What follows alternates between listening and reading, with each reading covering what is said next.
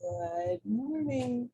Welcome to Family Engagement Shorts. My name is Martin Grzanek, and I am the Family Engagement Coordinator for Stevenson High School. The purpose of these shorts is to help families with ideas that can help them support their students' success at Stevenson High School. So they're just short videos to help you think about things that you can do to support your students. Let's get started. It's the beginning of the school year. So how can we as families support healthy habits in your students throughout the school year? This goes beyond just things that you could do. This is something where you as a family member can build a vocabulary that you use with your student that is also used at school, so that your student is hearing the same messages from school as well as from you. It includes positive language and positive habits that our teachers here at Stevenson use, and counselors, and you can use too. So let's talk about that. There are 4 different things that families can do. And they're considered like habits of success, right? The more we practice them, they become automatic because they're done repetitively. So one is health. Are they getting enough, using healthy habits, drinking enough water, eating healthy food, getting enough sleep? And also their mindsets. What kind of ideas about themselves and their learning are they bringing to school? Additionally, what kind of attitude toward learning do they have? What's their perseverance? How much resiliency do they have? How much agency do they have over their learning? Like, for instance, can they advocate for themselves? And then how much independence do they have?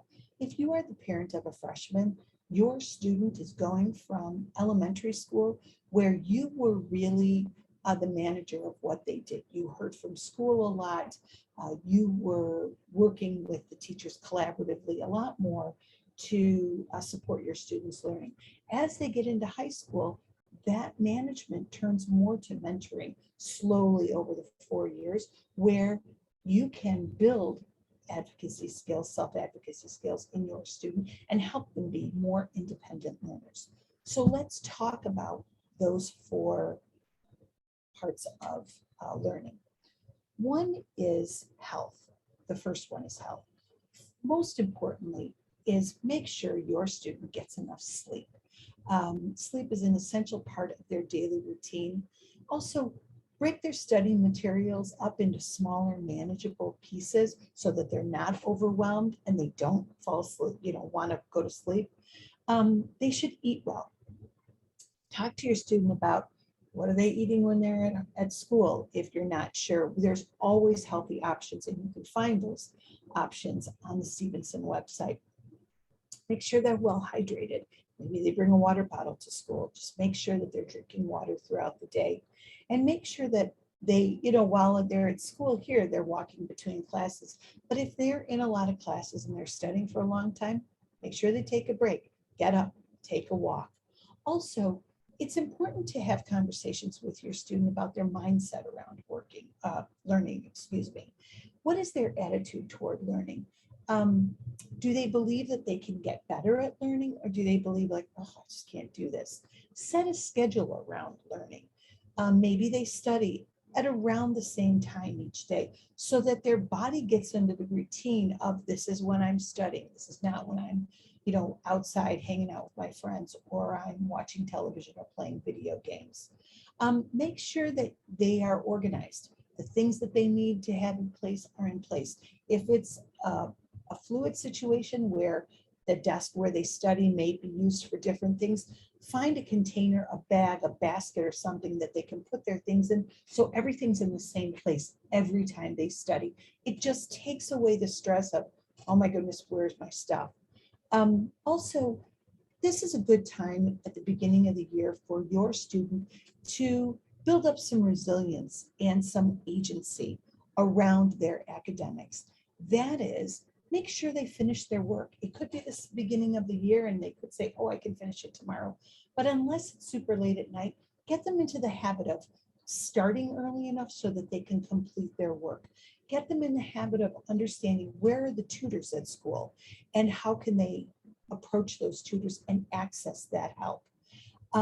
How can they communicate with school when help is needed? So are there barriers? Are there things that they're not able to do? And then how can they get past those barriers so they can get their work done? Remember, every teacher has a Canvas page and there's an interactive report card so that you and your student collaboratively can stay up on what's going on. But most importantly, is to build independence in your student. This is a great time through high school for you to go from, as we talked about before, the manager of their life, that was really necessary in elementary school, to the mentor in their life, standing on the side, suggesting what they should do, watching how they execute things, and making sure they feel comfortable with those actions that they have to take. It will reap benefits for them as they move forward in their education, post-secondarily, or into the work environment. So the 4 things that we want to do to start the year off well: make sure they're healthy, make sure they're drinking water, eating well, getting rest, exercising, make sure they have a great mindset about school and they know they can do it, and there are strategies in place for them to overcome those barriers to learning. Talk with them about their perseverance and how they look at learning, how do they access help if they need it, and make sure that you are helping them build these skills independent of you. So this is an independent activity of theirs.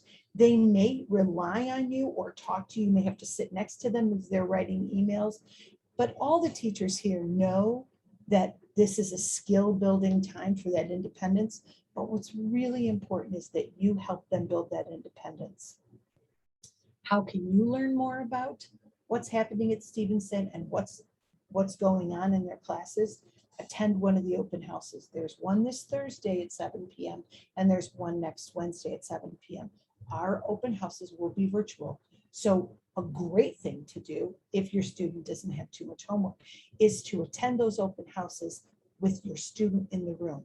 You attend to that, but then your student knows that you are hearing the same messages they are hearing, and you can build that collaborative relationship there. Another thing that you can do to stay in touch is to reach out to Stevenson, reach out to your student's counselor, introduce yourself, let them know what your thoughts and your priorities are for the school year. Let them know that you're an engaged family member of your student. Get to know them because they are your first line of communication at Stevenson. And not a lot of people know this, but when your student is assigned a counselor at Stevenson, when they are a freshman, that counselor stays with you and your family and your student for the 4 years. So you build a really great relationship over the course of those 4 years as your student becomes a more independent student and travels their way through high school. I hope that this was helpful and beneficial for everyone who attended today and is watching now. If you would like to attend another one, tomorrow we will be talking about how to get organized when you can't find a pencil, and I will be live at noon. But again, I will always videotape these so that you can watch them at your leisure. I'm Mara Grujanic, Family Engagement Coordinator for Stevenson High School, and I wish you a good day. Take care.